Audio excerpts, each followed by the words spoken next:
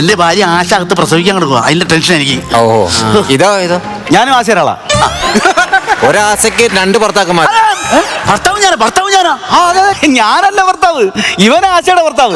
ഞാൻ ഇവന്റെ വാർഡിലെ സ്ഥാനാർത്ഥിയാ. ഈ പ്രസവം കഴിഞ്ഞിട്ട് വേണം ഇവനെ കൊണ്ടുവന്ന് എനിക്ക് വോട്ടടിക്കാൻ. ഇന്ന് ഇലക്ഷൻ ആണല്ലോ, ഇന്ന് ഇലക്ഷൻ അത് നിൽക്കുന്നതാ.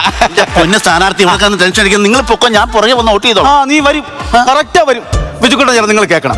കഴിഞ്ഞ പ്രാവശ്യം ഞാൻ ഇലക്ഷൻ നിൽക്കുന്നു, ഇതേ സമയം ഇതേ സിറ്റുവേഷൻ ഇവനും ഇവന്റെ ഭാര്യ ഇതേപോലെ ലേബർ റൂമിലുണ്ട്. അന്നും ഇവൻ എന്റെ അടുത്ത് പറഞ്ഞു നീ വെക്കോ ഞാൻ വന്നോളാം.